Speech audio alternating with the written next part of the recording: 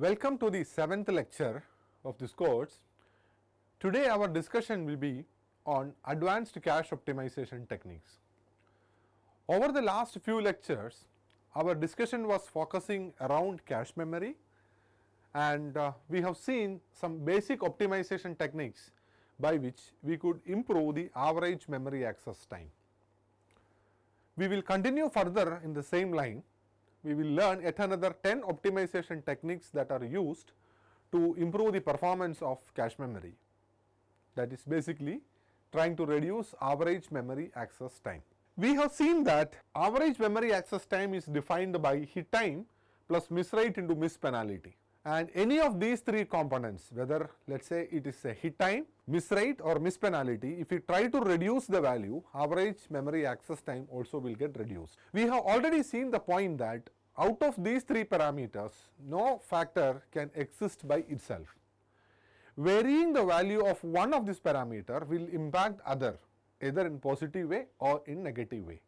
That is why we broadly call it under optimization techniques. So, any optimization technique that we adopt will be targeting on one of these three parameters. Either it will be reducing your hit time, or it will be reducing the miss rate, or as a third case, it will be reducing the miss penalty. Now, let us try to see the remaining portions. Our first optimization for today is small and simple first level cache. What is the idea of this? By making use of small and simple first level cache, we are trying to reduce the hit time. What are we trying to achieve with this? It is a critical timing path. So, when you have a cache memory, then when CPU gives the address, we are dividing the address into tag, index and offset. We have already worked out certain examples also. How can you divide into tag, index and offset? And from the index bits, you are trying to access into the corresponding set. The time required to identify the corresponding set is known as indexing time. And once you have extracted a block, once you have identified a block or indexed into a block, the next operation is tag comparison. So, the tag that is already stored in the indexed block is extracted and it is compared with the tag bits of the incoming address, and that is called tag comparison. And third one is selecting the correct way. So, when you have multiple ways available, you may be getting a hit in one of the way and the data of the corresponding way is being removed, and that is what is known as the mux control selection. So, when we use direct mapped caches, then the tag comparison time won't take more because you have a predefined index that is available and hit or miss comparison is done over there. So, direct mapped caches can overlap tag comparison and transmission of data. So, once you index into a defined set number, there can be a hit or a miss in the location, but without waiting whether it is a hit or a miss, the data according to the offset value is extracted. The data is kept ready. The moment you come to know it is a hit, data is being transferred. But when you go for a two-way associative or a four-way associative or larger associative caches, we cannot extract the data early because the hit can happen only in one among the many ways that is present in the corresponding index. Then tag comparison and data selection happens sequentially, whereas when you go to direct mapped cache, data is already extracted. If the moment you say it is a hit, the data is transferred. And this problem, the amount of time required to transfer the data will be minimal if it is a two-way or four-way associative, and it will take more time once you move from four-way to larger associativity like 8-way or 16-way. So, lower associativity reduces power also because we are going to access only very few cache lines. Consider the case of a cache memory, let us say where you have 8 blocks available. It is a direct mapped cache with 8 blocks. So, at any point of time when you are going to give an address, you index into one of these 8 and then you search the corresponding tag there and perform the comparison. If it is going to be a two-way associative cache, so then you have only 4 sets of two-way associativity. So, once you index into one of these 4, you have to perform tag comparison on both the ways. Thereby, you require 2 parallel tag comparison circuitry. When you move to 8-way associative or 16-way associative, you require 8 parallel tag comparison circuit, and that is what is going to consume little bit of more time. So the takeaway is, when you work with small caches, then the number of index bit is less, the number of sets to which you are going to work on will be less. That means your indexing time will be less. When you are going to work with simple caches, that means lower associative caches, then the tag comparison time followed by data transfer time you can save. But we have to understand that when you go for lower associativity, it will increase conflict miss. So one side we are getting a gain of reduction of hit time, on the other side we are compromising on of our miss rate. So you have to find out a close balance. Whatever it is, in short, it is always advisable to use small and simple first level cache. This is actually a graph which is going to give us some fair idea regarding how the performance is going to get impacted. So consider this case, over the x-axis we have different size of cache ranging from 16 KB to 256 KB, and 4 different ways are being compared. One way, that is a direct mapped cache, 2-way, 4-way and 8-way. The y-axis, it is access time in picoseconds is mentioned. So you can see that once you are using a direct mapped cache, roughly in 300 picoseconds you are able to return the data. When you move to two-way associative, it close to 400. What is this difference? When you move to a 16 KB cache, the cache size is still fixed.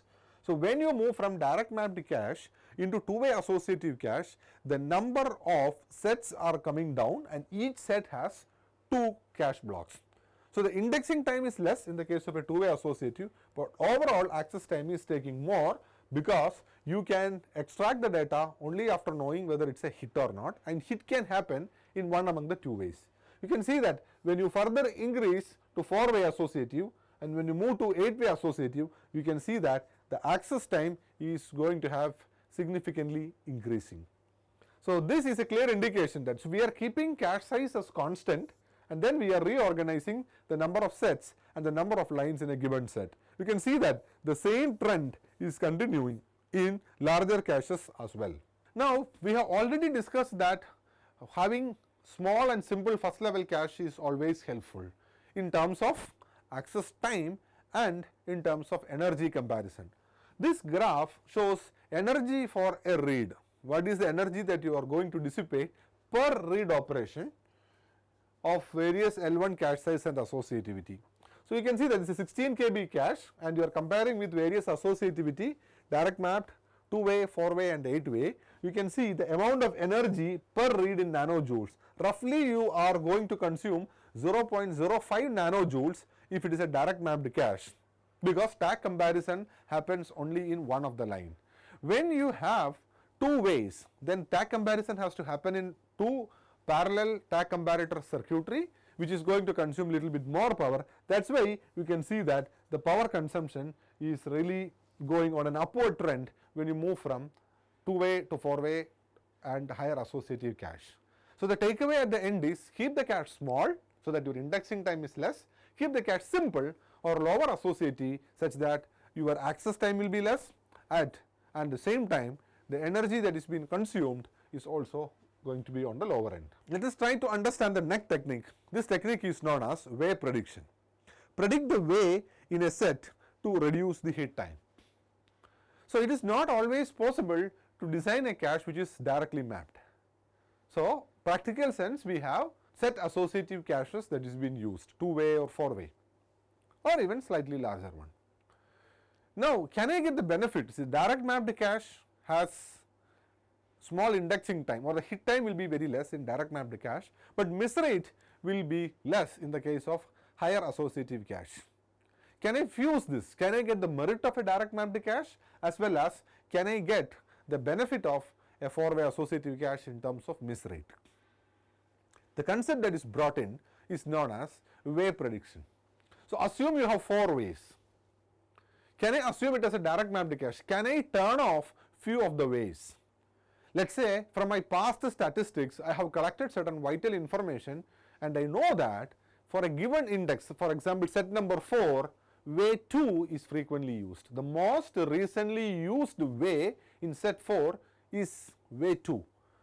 So, when I get indexing into set 4, I always go and perform a hit comparison in way 2 only, a predefined way. If the predefined way I am able to get a hit, then it is as good as like I searched in a direct mapped cache.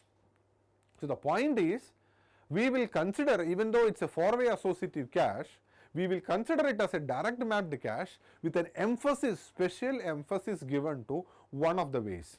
So, that one way is only searched for tag comparison. If you get a hit, then in direct mapped cache access time, you are able to return the data. But there can be chances that the pre-selected way may not be getting you a tag hit. In that case, you are going to incur a penalty, because in the first stage, you perform tag comparison on a predefined way. If you miss it, or if you are not going to get a hit over there, then in the remaining ways, you just parallelly search like a normal operation. So, by this optimization, if the optimization gives you performance, that means you are able to get a hit, then it gives you hit in the access time of a direct mapped cache. If it is a miss, it will take slightly more than of a set associative cache. So, if the prediction accuracy is very high, then way prediction is a very good technique. So, what we do in way prediction? To improve hit time, predict the way to pre-select the multiplexer. So, what we do is, for every index, some bits will tell you which is the most frequently used way, and that frequently used way only is used for tag comparison. So, extra bits are set to predict a block within a set. So, we have to remember the most recently used way of a given set. It can be most recently used, or it can be most frequently used. So, depending on some of the past behavior, we try to predict access to the same set in future. Will it use the same way what happened in the past? So, I can pre-select the way such that parallel tag comparison across all ways won't happen. You are going to restrict your tag comparison to one of the way, just like a direct mapped cache. But if that happens to be success, okay, you got the performance of a direct mapped cache. But if that is not success, like what I mentioned, you have to look into the other ways. So, using the prediction bits, you can even do power gating. The terminology of power gating means you temporarily turn off the other ways, even for a shorter span of time. So, if your program is regularly showing good way prediction for all the access, we are able to, for example, you are going to work in a loop. Let us say this loop is going to access 10 different sets of a cache, and if the loop is going to repeatedly run in all these 10 sets, wherever it accesses, one predefined way is always accessed, such that I could temporarily turn off, which is called power gating, the other unused ways.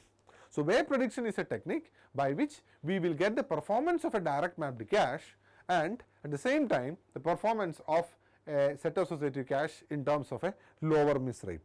This is how this way prediction algorithm is going to work. So, consider the left hand side. The way prediction is going to be correct in this case. So, when you have a way prediction, out of the 4 ways that you have, since I have pre-selected, this is way 0, way 1, way 2 and way 3, we have pre-selected way 1. So, whenever the processor is going to give the address, when you index into this particular set, you are performing tag comparison only in way 1. And if that happens to be a hit, then without searching the tag of the other 3 ways, we are able to return the data. So, this is going to be transferring your data at the same rate as that of a direct mapped cache. So, when the way prediction is correct, then this is going to be working. Now, consider the case that in the same mechanism, we pre-selected this particular way, but unfortunately, we came to know that the tag comparison, upon doing tag comparison, it is a miss. So, there can be 2 possibilities. This will be miss across all the ways, or it can be a hit in the other ways. Since I have done pre-selection, I have not done tag comparison in the other 3 ways. So, now the next step, you perform tag comparison in all the other 3, and then you take a decision whether it is a hit or a miss. So, once it is a hit, then you can see that way prediction is going to give you more performance. But if it is not a hit, then this wave prediction is going to give you. So this is the case. If it is a hit, wave prediction, if it is correct, then you will be going to get this performance. And when the wave prediction is going to get a miss, then first I will come to know in the pre-selected way it's not a hit, and then the other 3 ways are being parallelly searched. This is the way how wave prediction works. Now the next technique is called victim caches. So consider a scenario where you have a block that is evicted out. That means a new request is coming, the given set index is full, so one of the block has to be evicted out and giving space to the new one. Consider the case that the very next access or the access that is going to happen in the near future is to that block which is recently evicted out. So in that case I have to go to L2 cache, bring it back. So if the future accesses are those to the recently evicted blocks, then they are going to incur miss penalty. So rather than simply evicting them, can I keep a small buffer and whichever is getting evicted push into this buffer?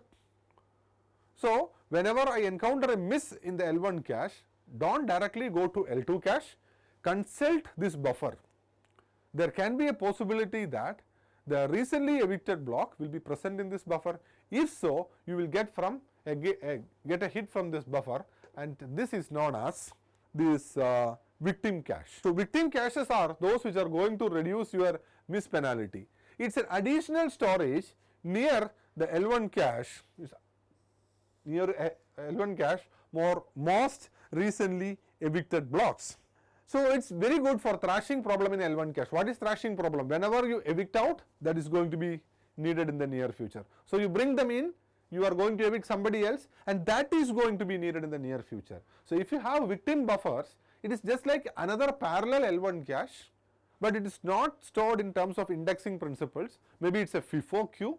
Once it is thrown out, any miss that happens on L1 cache, you search in this buffer also, and this is known as victim cache. So it's like a lookup victim caches before L2. So no need to go to L2 directly, consult the victim cache. So if the requested address is to a block that is recently evicted from L1, then you may get a hit from the L1 cache. So L1 caches and victim caches are exclusive cache. We have seen in the 5th lecture that caches can be divided as inclusive cache or exclusive cache. Inclusive cache means if 2 cache hierarchy is going to be inclusive, means one is going to be a subset of other. Exclusive cache means whatever be the contents of your cache, then you are going to be exclusive, means the contents of one cache may not be present in the other cache. In this case, these are exclusive. The contents that is present in L1 will never be present in the victim cache. Similarly, the contents that is present in the victim cache may not be present in the L1 cache. So then what will you do if you get a hit in the victim cache? There can be 2 choices. One is you take the victim cache contents into L1 and throw away something from L1 into victim cache so that the next access can be serviced from that, or you can keep on servicing from the victim cache. It's a choice that the designer, the cache architects make at this point. Moving on to the next optimization, we are having pipelined caches. We have learned about instruction pipeline principle, where a given task is being subdivided into smaller tasks like instruction fetch, instruction decode, execute, and then write back operations. Consider a cache memory access operation. So this cache memory access operation, can I split up into smaller independent subunits? And that is what is called idea of pipelined caches. So the whole cache memory retrieving data, given an address, retrieving of data may not happen in a single clock cycle. It may take multiple clock cycles. So we have to divide the entire cache memory operation of giving an address and taking back the corresponding data by subdividing them. How can I subdivide? Split cache memory access into several substages. We have different stages. One is called indexing, reading of the tag, then comparison of the tag, that is hit or miss checkup, and then transfer of data.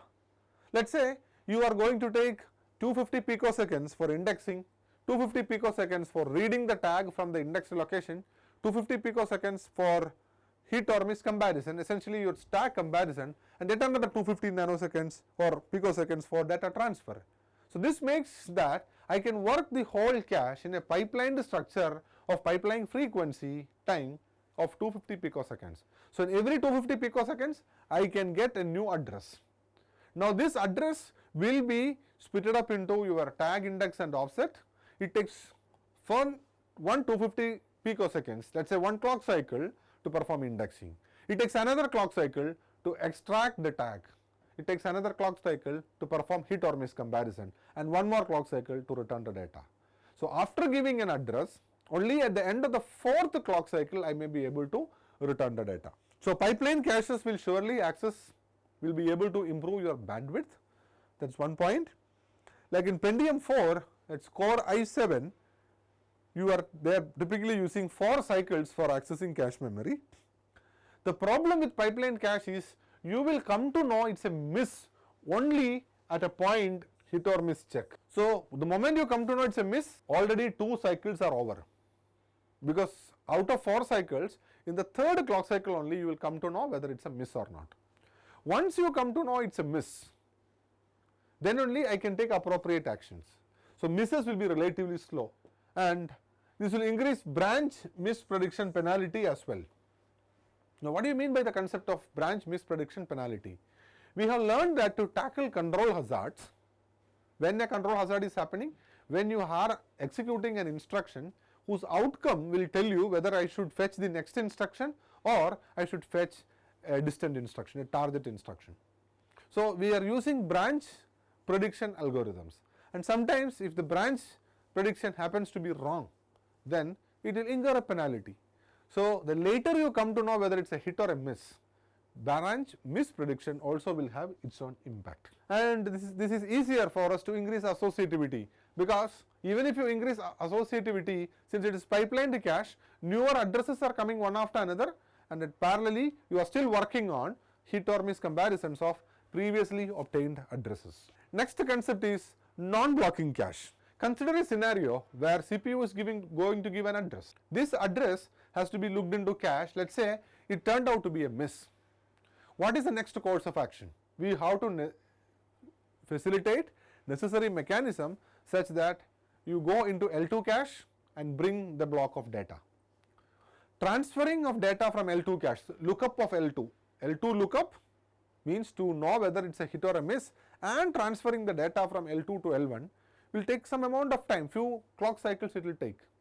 What will the processor do during this time? Or to rephrase the question in another way, once I come to know it is a miss in L1 cache, L2 lookup is in progress, will the processor be stalling? Yes, processor will be stalling when you incur a miss. Can I help the processor? Yes, cache memory can help the processor. Anyway, I have already begun necessary steps in order to bring a block of data from L2 cache. In the meantime, processor can still give addresses to L1, and L1 can support them. Or can the cache controller still accepts memory request from processor when it is already processing a miss on L1? So, caches can serve hits under multiple cache misses in progress.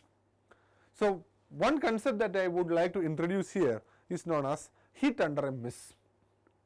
So, what do you mean by hit under miss? When a miss is in progress, the actions that are to be done when I encounter a miss, when it is in progress, can I service hits? That is called hit under miss. Another property is known as hit under multiple misses. What do you mean by hit under multiple miss? Already I encountered a miss, so I am in the process of bringing the block. Since I am a non-blocking cache, one more address is coming, that also happened to be a miss. So, that also is in progress. So, hit under now 2 misses. So, can I still service hits? So, hit under 2 miss. Hit under 4 miss means I can have 4 outstanding misses currently in progress. Still, I can service a hit. Hit under 16 miss, hit under 64 miss. So, once I get the block back, how will I know which block is this, whether it is part of miss number 1, miss number 2, miss number 3 and all. So, this particular diagram is going to give you a bit of idea regarding this. You are having a miss that is happening at this point. The miss penalty already started, but CPU is still giving you addresses. That means I can still service a hit. My miss is under progress and still I could service a hit. Later I got one more miss and that's also been processed, so the miss penalty for that miss starts, and then I came to a point where I got one more miss that happens and beyond which I cannot do. So it's basically multiple outstanding misses that are going to help in this scenario. So this is basically known as hit under multiple misses.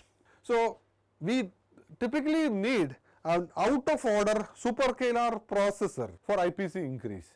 So when you have a non-blocking cache, when you have a processor that can run out of order, if the current instruction is encountering a miss, let's say the adjacent instruction is not dependent on the current instruction, why can't I go and fetch the next instruction, provided the next instruction is there in cache memory?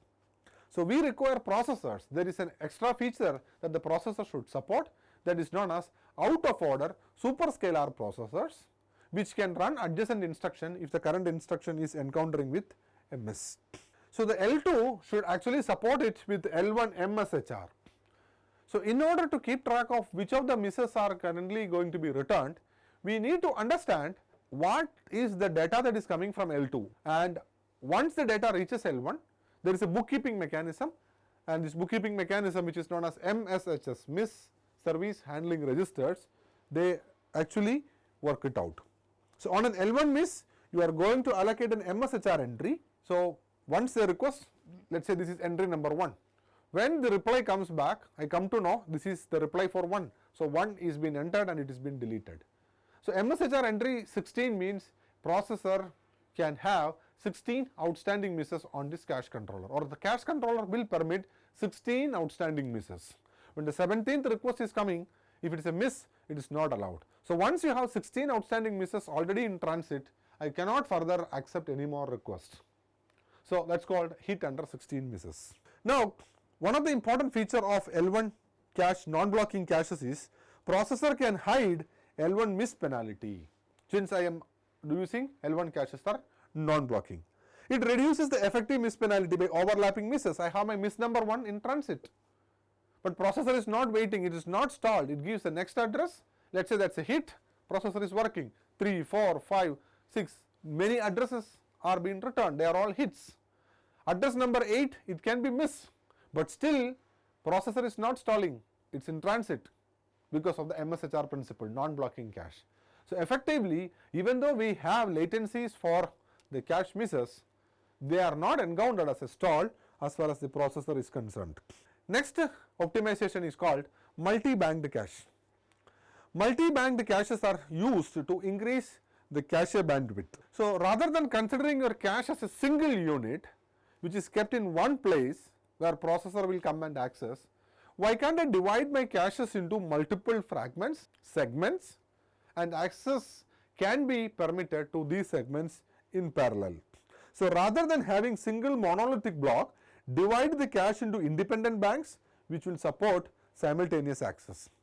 ARM Cortex support up to 4 banks, Intel i7 support 4 banks for L1 and 8 banks for L2. And typically the method that is used in all these multi-banked cache is called sequential interleaving. Consider this case where you have a cache memory that is having 16 blocks. Now these 16 blocks are scattered across 4 banks, namely bank 0, bank 1, bank 2 and bank 3. Your block number 0 is part of bank 0.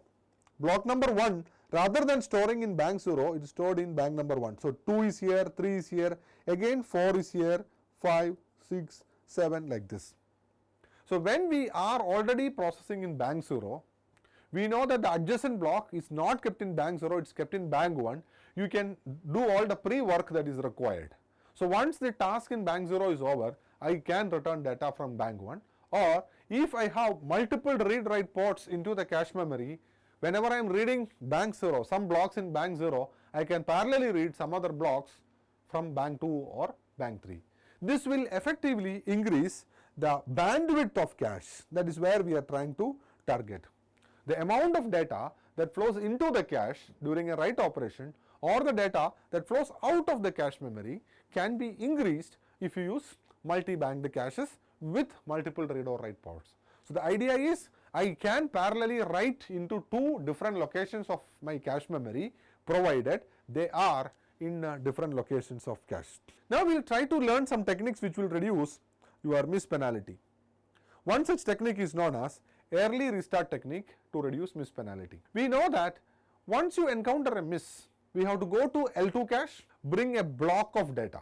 This block of data means multiple words are there. Now these blocks of data, this one particular block of data cannot be transferred in a single stretch because your cache memory, your L1 cache and L2 cache are connected by a bus.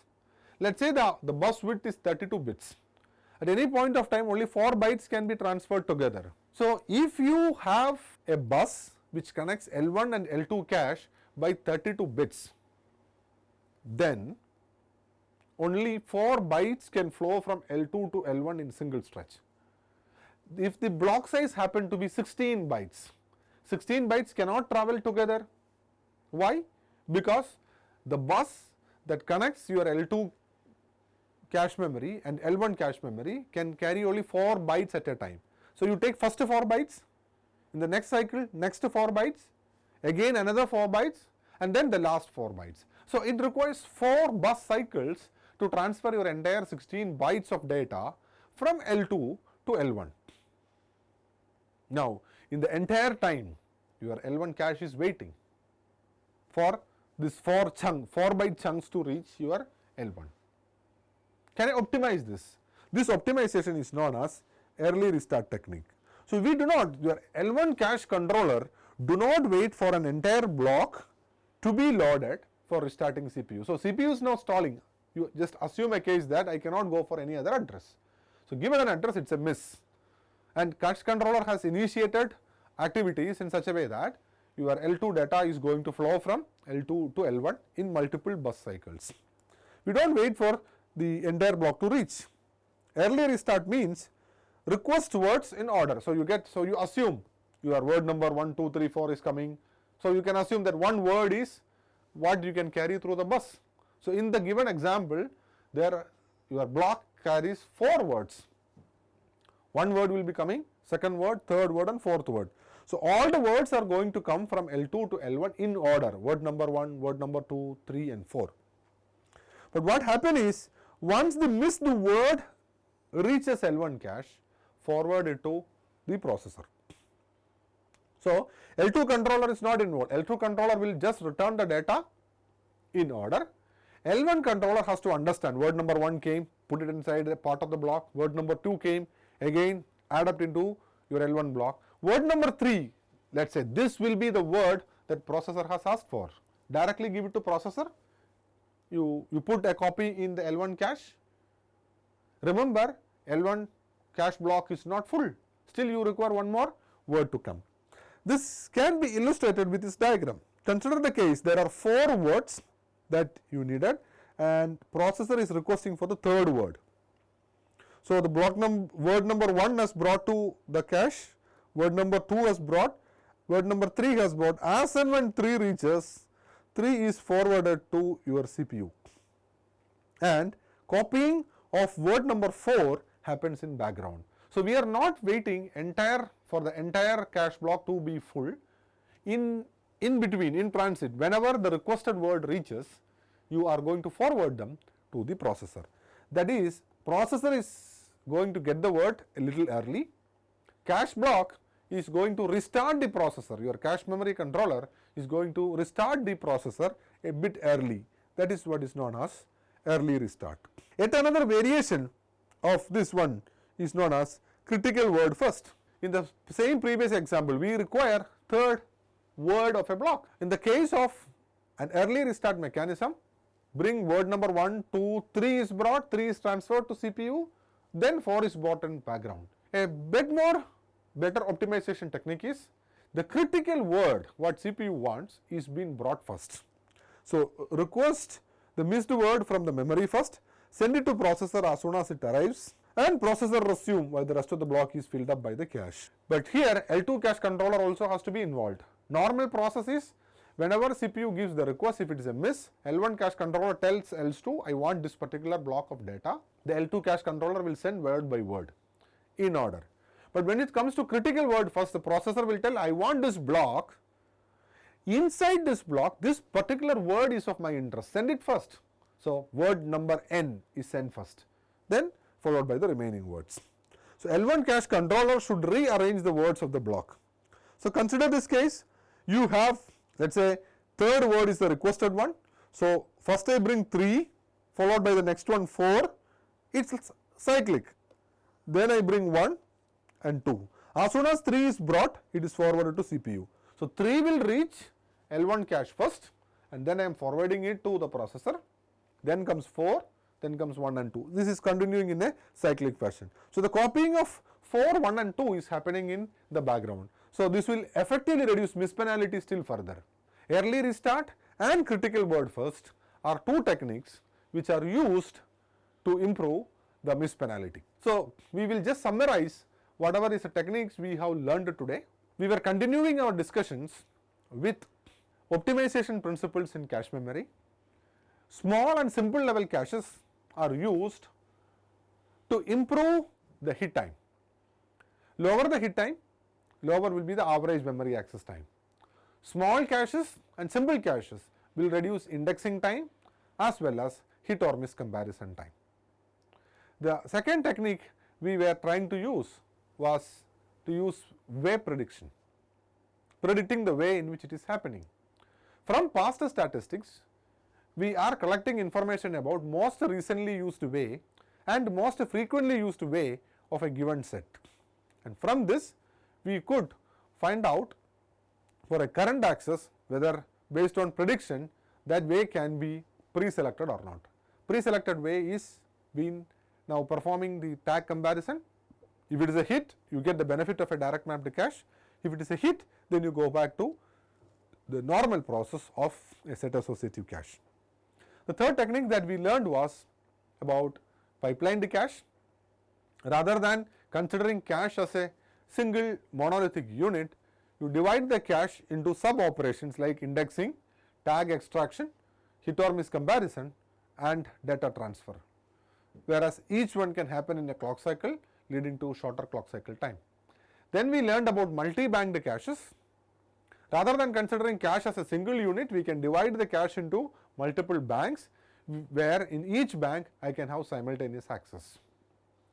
We just discussed about non-blocking cache, where whenever a miss is under progress, we call it as an outstanding miss, still processor can service the incoming request.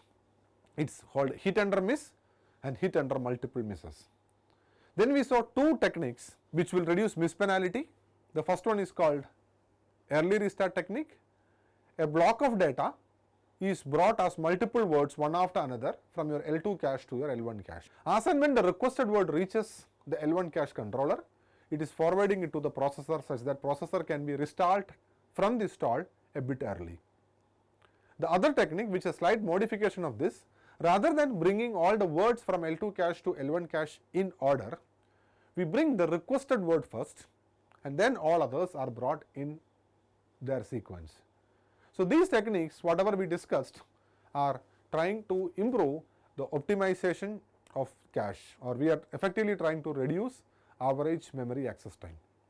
There are few more techniques that we need to explore, and these techniques we will discuss in the next lecture. So, kindly practice as many number of questions which are given in the textbook. We are uploading tutorial sheets as well. Go through them and make yourself comfortable in how much performance gain we are able to see by playing around with these three numbers. It is hit time, miss rate and miss penalty. So, with this we conclude our today's discussion. We will continue with cache optimization in the next day. Thank you.